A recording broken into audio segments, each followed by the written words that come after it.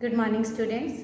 So today we are going to start the new topic, that is accounting equation, right? So first of all, you must know what accounting equation is. So the fundamental accounting equation represent a balance sheet equation, which means assets, liabilities and honors, equity. So balance sheet represent asset, liabilities and honors, equity of a business, and it is the base for the double entry system. And what double entry system represent? The double entry system represent that the debit must be equal to its credit, or you can say that for every debit there is a credit. So that accounting equation represent. So accounting equation must be in balance. Must be in balance means, like in the balance sheet, the debit side must be equal to its credit side, right? So here we need assets, liabilities and capital. Means whenever we are talking about the balance sheet, we must know about the asset, liabilities and balance sheet. Because according to the double entry system, whatever firm purchase, either firm purchase means whatever it owns. It owns means its asset must be purchased either by what it owes, that is its liability, or by what it invests in the business, that is the owner's equity, right? So according to this equation, it must be in the balance, that is the debit side must be equal to the credit side, or you can say the left side must be equal to its right side, right? So now we are going to start the how to solve the accounting equation. So the formula of accounting equation is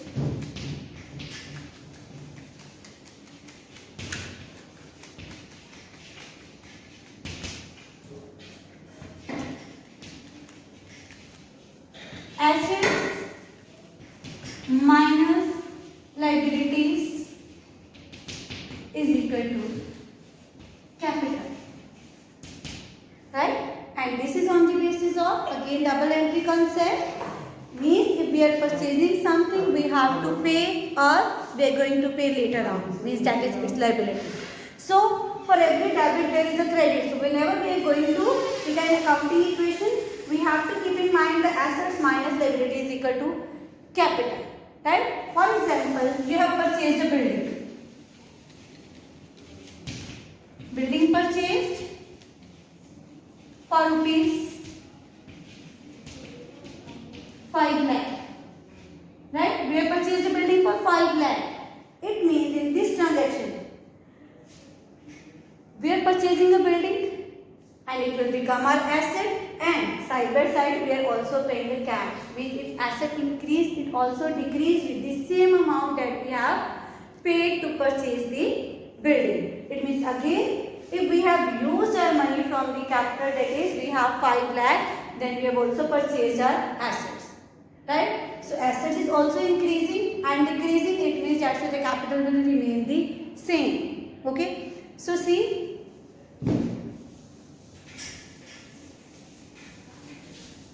what is the pro forma? We'll make 3 columns.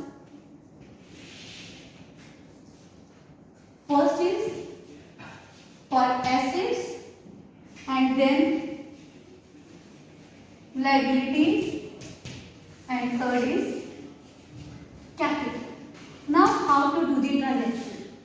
Suppose first transaction we have started a business, right? Now we have started a business, then the entry will be, we have started a business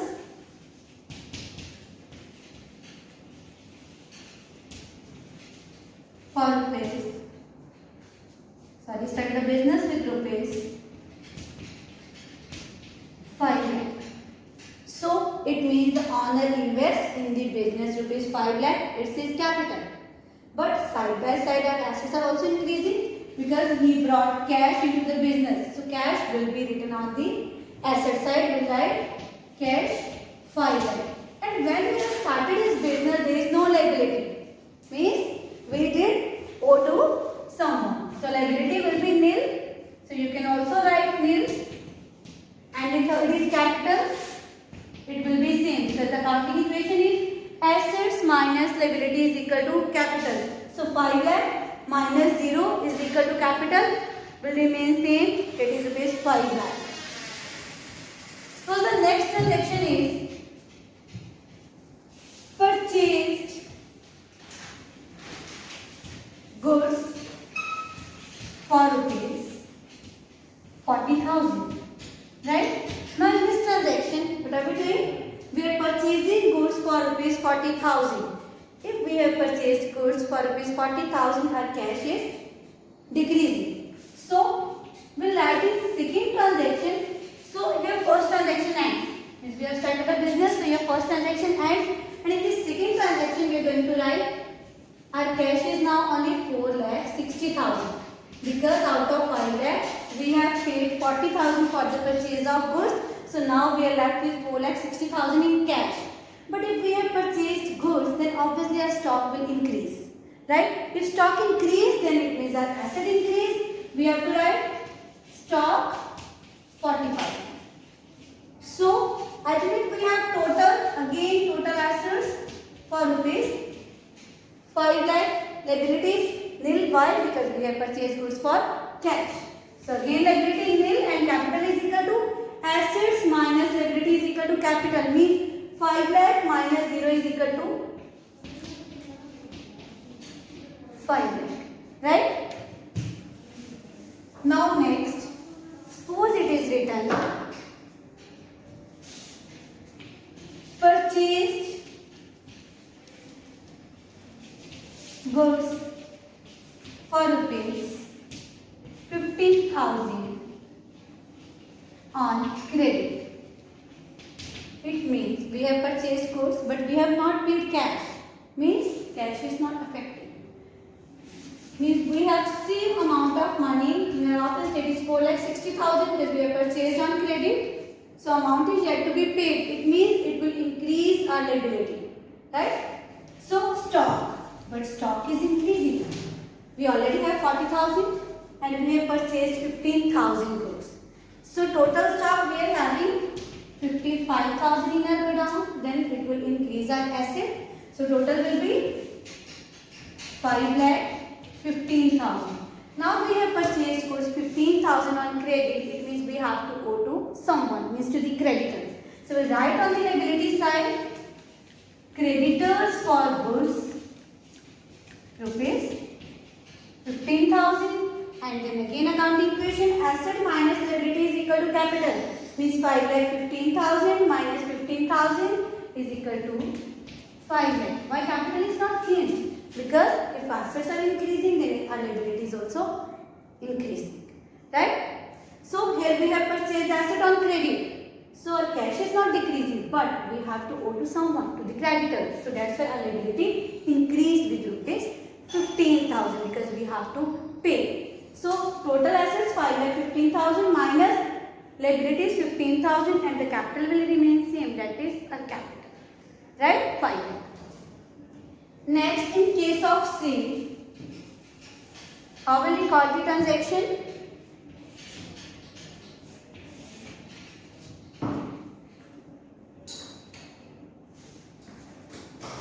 Now in case of sale, how will we record the transaction in accounting equation? Suppose it is written sold goods costing rupees 20,000 for rupees 25,000. Right? We have sold goods costing rupees 20,000 for rupees 25,000. Now how it affects our accounting equation? So if we have sold goods costing rupees 20,000, it means our stock is decreased by rupees 20,000. The 20,000 goods we have already sold. So stock will be affected by the cost price of the goods sold. But we have received 25,000. It means our cash will increase by rupees 25,000. So we pass the entry. Cash. We already have 4,60,000 plus 25,000 we have received from the sale of goods. So now we have 4,85,000. Okay. So stock will be reduced by the cost of goods. We have 55,000. So now 20,000 we have sold. So we are left with 35,000. Okay. So total assets we have 5,20,000. So why 5,20,000? Because we have sold goods costing 20,000 for 25,000. Your cash is increasing by 25,000, but stock is decreasing by 20,000. Right? So that's why total amount 5,000 will be added in the assets. So assets will be increased by 5,000. Now see the liabilities. Liabilities will remain same because there is no information regarding payment to the creditors. So we have to write till the amount is not paid to the creditors. So creditors for goods still is 15,000, right? And the capital 520 minus 15,000 will be 5,05,000. So this is important to note down. The profit earned by the company will increase its owner's equity. So whatever will be earned by the owner, it will be added in the capital. Like see, 5,000 we have earned profit because we have sold goods costing rupees 20,000 for 25,000. So 5,000 profit will automatically show. It will be shown in capital. So according to the accounting equation, 5,20,000 minus 15,000 is equal to 5,05,000. So capital will also be increased by the amount of profit. Now the next is